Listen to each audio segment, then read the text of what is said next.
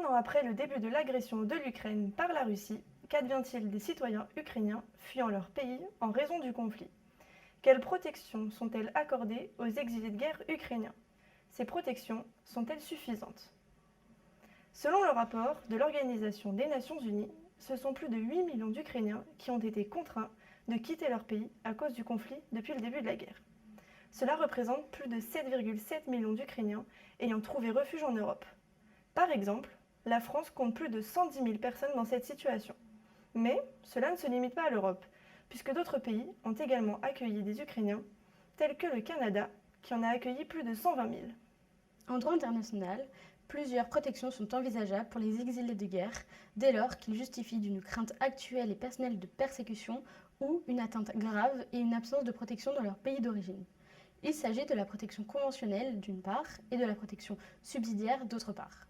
La protection conventionnelle est issue de la Convention de Genève de 1951. Cette protection s'applique lorsque la persécution crainte est motivée par l'une des 5 raisons suivantes, telles que la race, la religion, la nationalité, les opinions politiques ou l'appartenance à un certain groupe social. Ainsi, les exilés de guerre ukrainiens pourront prétendre à cette protection s'ils craignent des persécutions pour l'un de ces motifs et que les autorités ukrainiennes ne peuvent les protéger, soit parce qu'elles sont elles-mêmes auteurs des persécutions, soit parce qu'elles ne souhaitent pas en protéger leurs ressortissants. S'agissant de la protection subsidiaire, celle-ci est issue du droit de l'Union européenne et plus précisément d'une directive, dite Directive Qualification, adoptée en 2004 et modifiée en 2011. Cette protection est accordée lorsque la personne craint la peine de mort ou une exécution, la torture ou des peines ou traitements inhumains ou dégradants, ou enfin lorsque la personne est un civil exposé à la violence générée par une situation de conflit armé. Les exilés ukrainiens peuvent prétendre à cette protection s'ils en remplissent les critères d'octroi. La Cour nationale du droit d'asile reconnaît ainsi aujourd'hui que plusieurs oblasts ukrainiens sont en situation de violence aveugle, d'intensité exceptionnelle, ouvrant droit à la protection pour tout civil ukrainien en provenance de ces régions. En revanche, ces protections supposent une démarche individuelle devant des autorités administratives. En France, c'est l'Office français de protection des réfugiés et apatrides qui en a la charge. Ainsi, ces protections ne sont pas adaptées lorsqu'un nombre important de personnes fuient une situation de persécution similaire, puisqu'elles ne sont accordées qu'aux personnes qui en font la demande individuellement. De ce fait, en raison du besoin rapide et massif d'une protection pour ces exilés ukrainiens, les États européens ont opté pour l'activation de la protection temporaire. La protection temporaire est une protection créée par la directive de 2001 en vue d'instaurer des normes minimales en cas d'afflux massif de personnes déplacées du fait d'un conflit et permettre une meilleure coopération entre les États membres pour équilibrer les efforts dans l'accueil des exilés de guerre. Cette directive fut négociée et adoptée dans le contexte du conflit en ex-Yougoslavie, lequel généra de très nombreux déplacements vers le continent européen. Ce régime permet une protection rapide des exilés de guerre en répondant immédiatement et collectivement aux besoins de protection de masse. Ainsi, elle offre à ces derniers un statut spécifique leur permettant d'être en situation régulière tout en bénéficiant de droits sociaux et économiques. Cette protection est accordée à l'ensemble des ressortissants ukrainiens vivant en Ukraine au moment de l'invasion russe, les apatrides et les bénéficiaires d'une protection internationale ou nationale équivalente en Ukraine et les membres de leur famille. Pour les ressortissants non ukrainiens ou non protégés par l'asile, la protection leur sera accordée si le retour dans leur pays d'origine est impossible. Le choix du pays de protection est laissé libre aux exilés ukrainiens pendant 90 jours et les droits qui découlent de cette protection ne seront valables que dans l'État accordant le titre de séjour. En revanche, la Cour de justice de l'Union européenne a admis que la protection obtenue dans un État est opposable aux autres États membres de l'Union européenne. Dans ce cas, le réfugié ukrainien souhaitant s'installer dans un autre État de l'Union européenne perdra le titre de séjour qui lui avait été accordé dans l'État d'accueil où il résidait initialement. Il reviendra au nouvel État d'accueil d'accorder la protection temporaire et un nouveau titre de séjour. Ces États sont donc dans l'obligation de reconnaître la protection. Ce mécanisme confère plus de liberté aux exilés de guerre ukrainiens.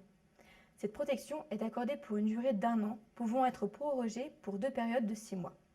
Toutefois, le Conseil de l'Union européenne peut y mettre fin à tout moment si la situation dans le pays d'origine permet un retour sûr et durable.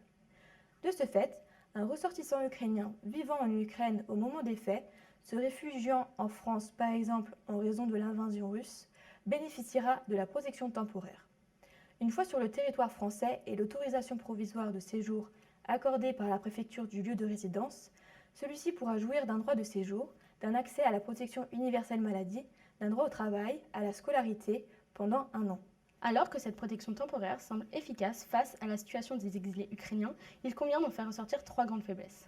La première grande faiblesse est liée à la durée temporaire de cette protection. Celle-ci est prévue pour une durée de 2 ans maximum, entraînant le retour obligatoire du protégé dans son état d'origine. Ainsi, en principe, les exilés ukrainiens bénéficient de cette protection jusqu'au 4 mars 2024 si le conflit perdure jusque-là. En revanche, arrivé à cette échéance, il est difficile de croire que les États européens obligeront les réfugiés de guerre ukrainiens à retourner dans leur état d'origine si la situation ne le permet pas. Par conséquent, on peut s'interroger sur la décision que prendront les États européens face à ce problème. Décideront-ils d'allonger la durée de cette protection ? Cet allongement sera-t-il définitif pour les autres cas de recours à cette protection ou seulement spécifique au cas des Ukrainiens ? La deuxième grande faiblesse est le fait que certaines catégories de personnes sont exclues du champ d'application de la protection temporaire. C'est précisément le cas des personnes qui n'étaient pas sur le territoire ukrainien lorsque le conflit a éclaté, mais sont pourtant de nationalité ukrainienne. Enfin, la troisième grande faiblesse est liée au fait que cette protection n'a été utilisée depuis 2001 que pour le cas des exilés ukrainiens. En effet, cette protection n'a pas été activée au moment d'autres exils massifs, notamment lors du déplacement de milliers d'Afghans, suite à la prise de pouvoir des talibans en Afghanistan, situation dans laquelle la Commission et les États membres avaient préféré privilégier les autres mécanismes de protection, à savoir la protection conventionnelle et subsidiaire. Les raisons de la faible utilisation de cette protection seraient liées à diverses raisons, telles que l'indétermination de la durée des conflits, l'existence d'un climat de crainte lié aux attentats terroristes. Face à ces difficultés, il serait intéressant de songer à créer un nouvel instrument juridique afin de pallier les difficultés rencontrées dans la protection des exilés de guerre.